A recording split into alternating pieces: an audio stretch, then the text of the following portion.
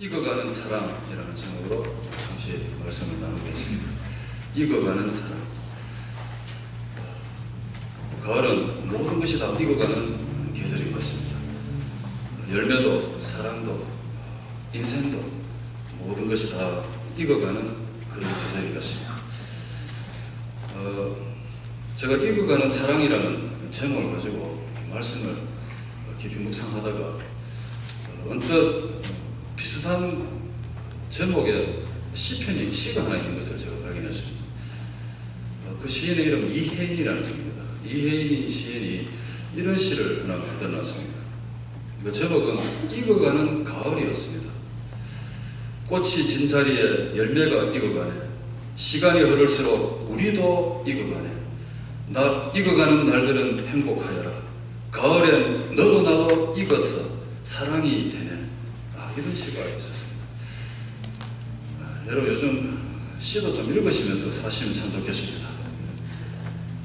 너무 바쁘게 사시다 보니까 이렇게 바쁘신데 가을입니다. 가을이면 시도 좀 읽으면서 계절의 변화도 좀 느껴가면서 참 인생의 고독도 좀 씹어가면서 참 이렇게 인생을 좀 저렇게 좀 살았으면 좋겠습니다.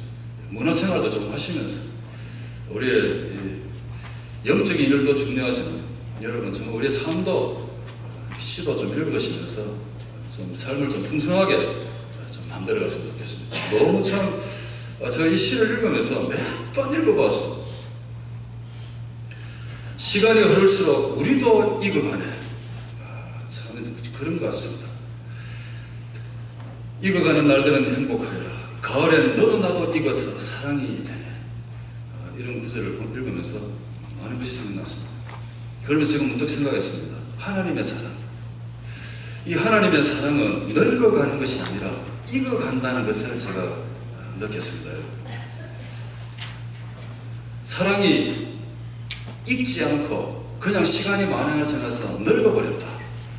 그렇게 한번 생각해 보십시오. 그러면 그 사랑은 과연 어떤 사랑일까 생각해 보았습니다.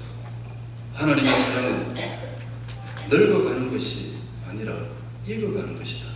제가 오늘 그것을 좀 한번 이야기하기를 원합니다. 사랑이 익어간다는 것은 우리 내면의 성숙을 말하는 것입니다. 특별히 이 사랑은 하나님의 사랑으로 우리가 한번 생각해 봤으면 좋겠습니다. 여러 가지 사랑이 있겠지만 오늘 이 사랑은 하나님의 사랑이다. 하나님께서 우리에게 주신 귀한 사랑. 이 사랑이 내 마음속에 익어간다는 것은 그 사랑이 내 마음속에서 성숙해 간다라고 이렇게 표현하고 싶습니다. 겉모습이 아니라 우리의 속마음이 성숙해 가는 모습. 그 모습을 보고 저는 사랑이 익어간다 이렇게 표현하고 싶습니다. 사랑이 익어가는 그 모습은 어떤 모습인가 하면 우리가 살아가는 가운데 하나님 앞에서 이 세상의 모든 것을 완전히 비워내고 하나님의 것으로 내 마음속에 가득 채워가는 것. 하나님의 사랑으로 채워가는 것. 사랑이 익어가는 모습이라고 표현하고 싶습니다. 그 모습을 참 우리 믿음의 성숙이라고도 이야기하고 싶습니다. 성숙하는 이 마지막 단계, 정말 하나님의 사랑이 완전히 익어서 마지막 단계에 있는 그 모습은 어떤 모습인가? 여러분, 정말 그 모습에서 보여지는 것은 내 자신의 것은 다 비워지고 내 삶에 있는 것을 모든 게 다 empty, 다 비워지고요. 하나님의 것으로 가득 채워진 그러한 모습. 그것이 여러분 인생의 마지막에 보여지는 사랑이 익은 모습일 것입니다. 봄에 뿌린 씨앗이 여름이 지나고 가을이 되면 잘 익어서 열매를 맺고 그 열매 속에 있는 것이 속이 가득 꽉꽉 차져가는 것처럼 우리 인생의 가을에도 여러분 정말 우리가 지나온 세월 하나님으로부터 받은 그 사랑이 잘 익어서 이제 그 사랑이 이제 우리 몸에서 우리 삶에서 현장에서 막 삐져나오는 우리 속에 사랑이 가득 차서 그 사랑이 막 몸 밖으로 나오는 그러한 은혜가 우리에게 있었으면 참 좋겠습니다. 잘 익은 과일이 속이 막 터져 나오는 것처럼 우리 인생도 여러분 그렇게 우리 인생이 좀 잘 익었으면 좋겠습니다. 우리 인생이 잘 익어야지 그냥 늙어서는 안 된다는 것이죠.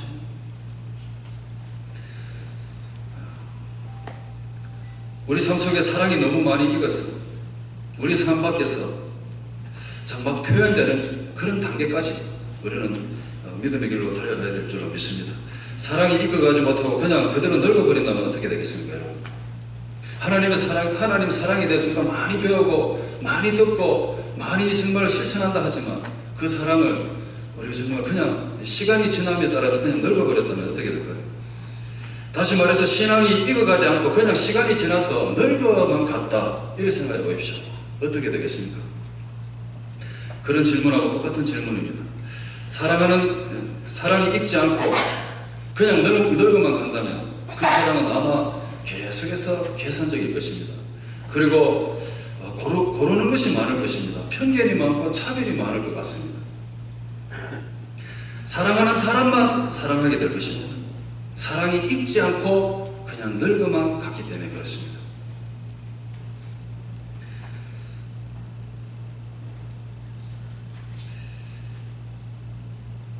어떤 아내가 여성분이 교회 갔다가 집에 왔습니다. 집에 왔는데 그날부터 교회 갔다 온 날부터 이 남편에게 너무 잘하는 겁니다. 이 아내가. 그래서 남편이 흐뭇했습니다. 이야, 우리 집사람이 우리 아내가 교회 가더니 말씀 잘 듣고 와서 나를 이렇게 잘 섬기는구나. 일주일 내내 행복한 시간을 보냈습니다. 남편이.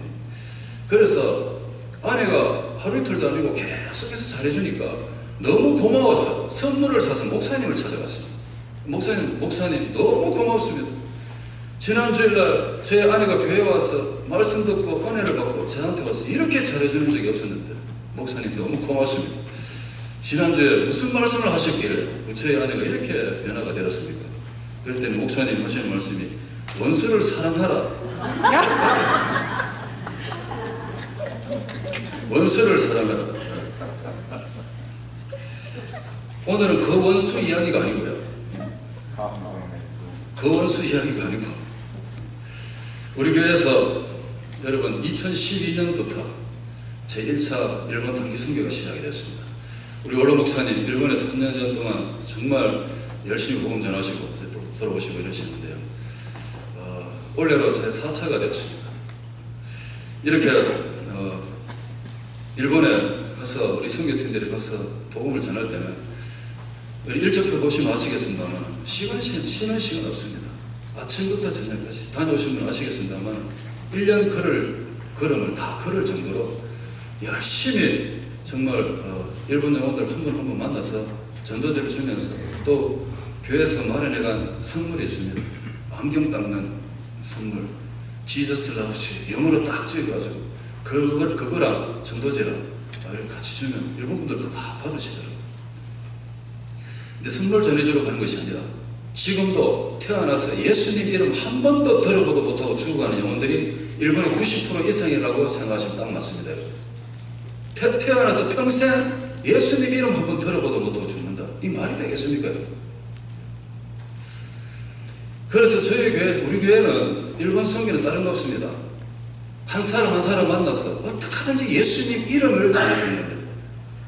그래서 지금까지 여러분 전도지 숫자부터 시작해서 제가 카운트를 해보았습니다. 해봤더니 한 10,000명 정도를 만나는 것 같습니다. 10,000명 정도를.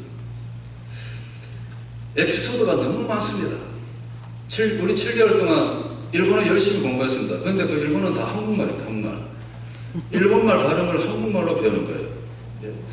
그래서 한국말로 하지만 그 발음은 다 일본말로 들리게 되어 있습니다.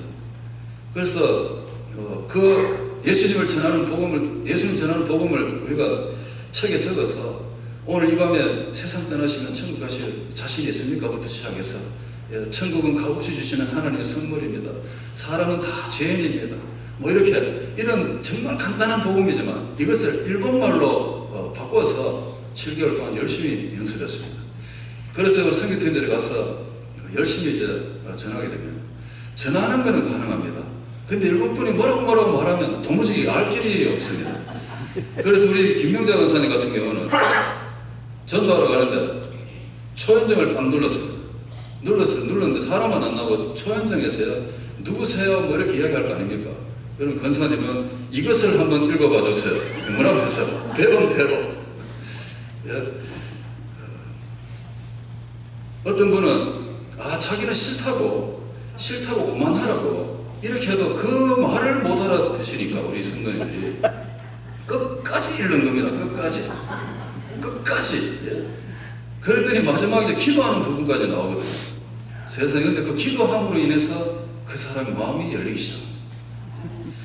여러 가지 일들이 많습니다. 이렇게 사실은 여러 가지 참 열악한 환경이지만 그러나 오로지 한 가지 공통점은 예수 그리스도 그분을 전해주는 것입니다. 그래서 정말 우리 교회가 정말 이 예수님 이름 한번 들어보도 못하고 죽는 인생들에게 이렇게 가서 예수님을 전해줄 수 있는 것이 얼마나 귀한지 모르겠습니다.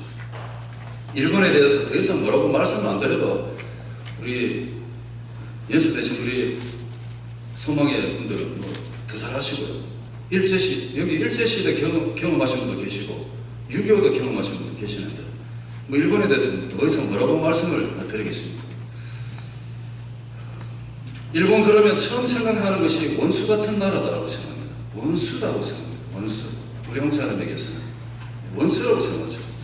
우리나라를 침략했습니다. 죄 없는 수많은 우리나라 백성들이 정말로 희생을 당했습니다.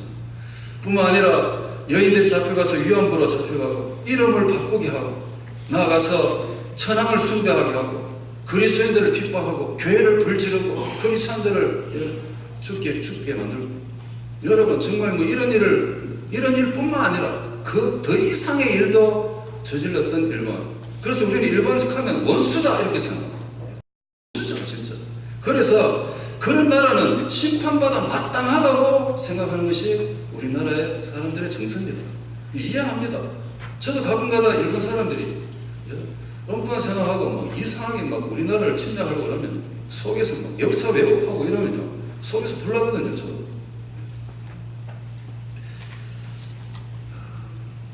참 그런 나라에 우리가 복음을 들고 간다는 것이 어떻게 보면 여러분 참 모르겠습니다. 이 남가주에도 아니면 미국 전체에서도 일본 선교에 관심이 많은 교회가 별로 없습니다. 자, 그런 상황에서 우리 일본을 대할 때 원수라고 생각하는 그런 나라입니다. 그렇지만 여러분 임진왜란이 일어나기 전에는 어떠냐는 거죠. 임진왜란이 일어나기 전에 일본 정치하는 사람이 정치인이 나와가지고 침략하러 오기 전에는 어땠느냐는 것입니다. 임진왜란부터 시작해서 우리나라는 일본하고 이 진짜 엄청난 감정을 갖기 시작하는데 그 전에는 어땠느냐는 것입니다. 니혼 호소 교会 NHK 일본 공영방송이 있습니다.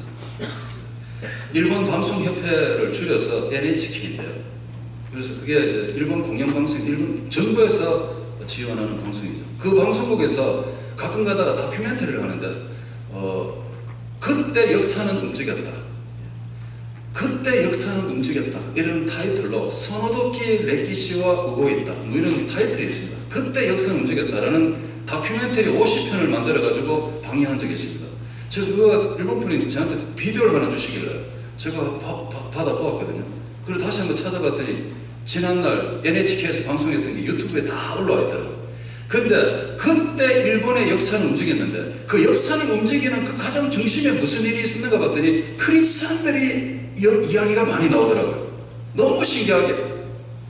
임진왜란이 일어나기 전에 1600년도에요. 1600년 초창기에 일본 본토가 있고 섬이 있습니다.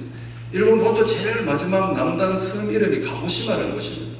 그곳에 이 캐톨릭에서 선교사님을 보냈습니다. 그 자베리라는 선교사님이 그 가고시마에 제일 먼저 와서 복음을 전했는데요. 세상에 복음을 전하니까 이 일본 분들이 이 섬나라 분들이 그랬는지 너무 순수합니다. 종교에 대해 문이 활짝 다 열려 있습니다. 그래서 바른 복음을 전했더니 그분들이 복음을 받아들이기 시작하는데 그 속도가 엄청났다 했습니다. 1600년도에 우리나라보다 150년 전에 복음이 돌았다. 이 복음 이야기는 개신교에서 복음을 전한 그 이야기고 캐톨릭은요 일본이 우리나라보다 150년 전에 복음이 들어갔다는 것은 개신교가 150년 전에 우리나라보다 먼저 들어간 거지, 캐톨릭이 복음 들고 들어간 것은 그 150년 전 이야기입니다. 더 전의 이야기입니다. 복음이 들어갔는데 예수님 믿는 사람이 여기저기서 나오기 시작했어요. 그래서 1600년도에 일본의 크리스찬들의 수가 75만 명이 넘어갔습니다. 엄청난 숫자였습니다. 그런데 이 방송은 그때 역사가 움직였다. 터닝 포인트가, 터닝구 포인트.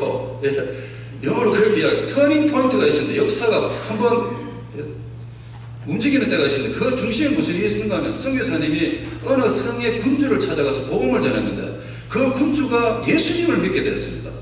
예수님 믿고 성경 공부를 하는데 성경 공부 아마 10개명을 공부했는 것 같습니다. 나 외에는 다른 신을 두지 마라. 그것은 우상이라고 배웠습니다. 하나님 외에는 다른 신을 믿으면 안 된다. 그건 다 우상이다. 이 군주가요, 예수님 믿고 성경 공부를 배우고 나니까 그게 이해가 된 겁니다. 그래서 그 군사들을 다 완전 무장시켜서 다 모았습니다. 모아가지고 어디로 가느냐? 옆에 있는 절을 향해 쳐들어갔습니다. 저거 다 우상이다, 우상. 그래, 절에 쳐들어가서 그 불상이고 뭐고 다 부수고 불질러 버렸어. 일본 분들이 참 진짜 대단한 면이 있는 것 같습니다. 진리라고 생각하면 물불로 안 보내는 것 같습니다. 자, 그때 불교계에서 가만히 있었겠습니까? 불교계에서 일어나서 전쟁이 일어나 버렸어요. 크리스찬들하고 불교계하고 전쟁이 일어났어요. 근데 결국은 이 크리스찬들이 졌습니다. 다 죽임을 당했습니다. 근데 무슨 일이 벌어졌느냐? 이 불교계에서 그 당시 막부 시대 최고의 대장이었던 도요토미 히데요시를 가가지고 이 크리스찬들 그냥 놔뒀다가는 이 나라에 동요가 일어날 것 같으니까 이 정말이 조심하셔야 됩니다. 그래 된 겁니다. 그때부터 도요토미가 이 크리스찬들을 박해하기 시작합니다. 선교사님들 다 추방하고요. 그 다음부터 크리스찬들은 누구든지 잡아왔어요. 십자가 매달기도 하고 귀도 자르고 코도 자르고, 그리고 사람이 죽으면 부활한다는 것을 이 사람들이 뭐 배워가지고요. 목은 여기 묶고 몸뚱이는 몇 킬로 가서 묻어도 이런 일이 엄청나게 일어나죠. 그래서 일본의 그 크리스찬들이 옛날에 무덤을 만들 때는 그 무덤의 비석에 다른 거 하나도 안 했습니다. 물고기만 하나 딱 그려놨습니다. 물고기가 뭡니까? 익투스라고, 주는 그리스도시요 살아계신 하나님의 아들이심을 내가 믿습니다. 그 신앙 고백을 묘비에다가 물고기로 표시합니다. 마태복음 16장 16절. 나는 크리스찬입니다. 이거를 여러분 이렇게 표현했습니다. 이렇게 일본 땅에는 정말로 수많은 순교자의 피가 우리나라보다 더 많이 흐르고 있는 땅이 사실은 일본입니다.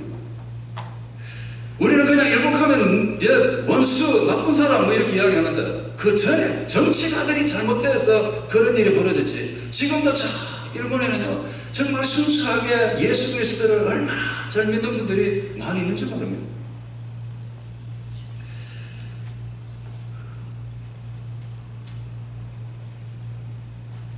제가 그런 역사를 보면서 그때 그 성의 그 군주 되시는 그분 예수님 믿고 조금만 좀 참으시지. 왜 쳐들어가셔가지고 좀 참으시면서 좀 지혜롭게 하시면 좋아서 그러면 역사도 더 바뀌었을 텐데 그런 아쉬움도 있죠. 도요토미 히데요시 장군 옆에 아리따운 여인이 수중을 들고 있었습니다. 그 여인이 얼마나 아리따웠는지 그 도요토미가 자기 첩을 삼기 위해서 명령을 내려서 너는 나의 첩이 돼야 된다. 나를 섬겨야 된다. 그랬더니 이 여인이 뭐라고 말하면 군주님, 제가 섬기는 주인은 따로 있습니다. 그렇게 이야기했습니다.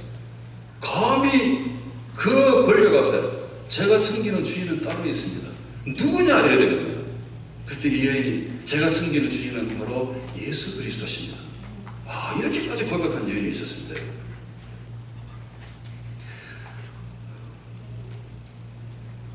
핍박으로 크리스찬들이 자체를 감춥니다. 350년간 박해합니다. 350년간 박해가 있는 나라도 이 세상에 일본밖에 없을 것입니다. 크리스찬들을 멸절시켜도 그 정도로 오랜 기간 멸절시킨 나라는 세상에 일본밖에 없을 것입니다. 북한이 아무리 크리스찬들을 말살한다 해도 70년까지 되겠습니까? 일본은 350년입니다. 신을 말려버려, 신을. 1900년이 되어가지고 이제 다시 일본이 문이 열리고 선교사님들이 다시 일본 땅에 들어오기 시작합니다. 캐톨릭에서 다시 옛날에 그 무너졌던 터에 성전을 다시 지었습니다. 어느 신부님이 기도합니다. 하나님, 이 땅에 옛날에 크리스찬들이 있었다면 혹시 그 크리스찬들 중에 혹시나 그 후손들이 아직도 하나님을 믿고 있는 사람이 있다면 하나님 저 좀 만나주세요. 이렇게 예배당에서 기도하고 계시는데, 그때 그 기도하는 마치 그 시간에 산꼭대기에서 어떤 어머니와 딸이 그 성전을 보면서 대화를 하고 있습니다. 저기가 옛날 우리 조상들이 다니는 교회인데, 이야, 예배당이 있었네. 이야, 우리 저 교회 한번 가보자. 이렇게 선교사님 기도하시고 그 산에서는 그 어머니와 딸이 그렇게 이야기하고, 그래서 결국은 성전 열고 들어갔더니 만나게 된 것입니다. 여전히 신앙을 이어오던 사람이셨습니다. 여러분, 이번에 선교지 중에 방문하는 교회 중 한 교회가 노보리또라는 교회가 있습니다. 동경이 약간 외곽 지역인데, 전에 우리 교회에 오셔가지고 찬양으로 또 말씀과 은혜를 주셨던 이준호 선교사님, 이 삿포로에서 사역하시다가 올해 초에 다시 교회를 바꿨습니다. 사역지를 바꿔서 그것을 사역하시는데, 그 교회는 70년의 역사를 갖고 있습니다. 70년의 역사인데 성도님 수는 25명 정도 되신답니다. 우리가 이번에 방문한다 그러니까 그 교회 70년 역사에 처음으로 전도지를 만들었답니다. 70년 동안 이 교회는 외부에 알려지지 않기 위해서 노력했던 교회 같아요. 보니까 우리가 간다니까 전도지 2000장을 준비했다고 합니다. 그래서 1000장은 그 성도님 6명하고 우리 팀하고 같이 나가서 복음을 전하게 되었고, 나머지 1000장은 우리가 들고 와서 그 교회를 위해서 전도해 주기로 약속이 되었습니다. 선교제 가서 우리가 그 교회를 도우러 가는 것이 아니라 그 교회 성도님들이 지금까지 스스로 전도제를 들고 바깥에 한 번도 안 나가봤던 그 성도님들이 우리 선교팀과 함께 바깥에 나가서 전도를 할 수 있는, 그래서 그 교회에서 어떻게 훈련을 시키고 있는가 하면 우리가 그 교회를 도우러 가는 것이 아니라 그 성도님들이 우리를 도우기 위해서 준비하셔야 됩니다. 이렇게 지금 훈련이 되고 있습니다. 그래서 여러분, 우리 선교라는 것이 참 그런 것입니다. 우리 보내는 선교, 가는 선교도 있습니다만, 우리가 이 한 교회를 정말 70년 동안 교회 전도지 한 번 만들어보지 못한 그 교회에 여러분, 우리가 가서 그 교회 전도지가 이름이 찍힌 전도지를 들고 그 동네에 나가는 최초의 시작이 이번에 일어나게 되는 것입니다. 얼마나 진짜 귀한지 모르겠습니다. 우리 성교팀들은 하루 종일 걸어야 되고요. 아침에 나갔다 저녁에 돌아오면 파김치가 돼서 뭐 평가에도 못하고 그냥 주무시는 거예요. 그렇게 해서라도 어떻게 하든지 한 영혼에게 더 예수님이나 좀 알려주고 싶어서 여러분, 선교가 지금 진행이 되고 있습니다. 익어가는 사랑은 여러분, 사랑하는 사람만 사랑하는 것이 사랑이 아닙니다. 사랑하고 싶은 대상만 사랑하는 그것은 익은 사랑이 아니라 그냥 늙어버린 사랑이죠. 시간이 지나가 버린 거죠. 그러나 익은 사랑은 다르다는 것을 오늘 성경에서 예수님 우리에게 말씀해 주십니다. 정말로 사랑이 익어서 완전히 성숙된 사랑은 어떤 사랑이냐, 그것을 예수님은 오늘 우리에게 말씀해 주고 있습니다. 익어가는 사랑의 모습은 어떤 모습인가? 첫 번째는 원수도 사랑하게 된다는 것입니다. 원수도 사랑하는 사랑, 그것이 익은 사랑입니다. 늙어버린 사랑이 아니라 익은 사랑. 다시 말해서 신앙의 세월은 많지만, 세월은 많아서 그냥 시간이 지나가서 늙어버린 것이 아니라, 여러분, 정말 우리 하나님 주신 이 말씀이 내 삶의 현장에서 익어져 갔다, 성숙해져 갔다. 그래서 이제는 그 사랑, 예수님이 가르치신 그 사랑, 하나님의 사랑을 정말 그대로 표현할 수 있는, 그대로 실천할 수 있는 그 자리까지 간 것이 익은 사랑이지. 여러분, 사랑을 아무리 우리 한두 번 들었습니까? 교회 오셔서 예수님의 사랑, 하나님의 사랑 한두 번 배웠습니까? 배우긴 배웠지만 그냥 세월이 지나가서 늙어버렸어요.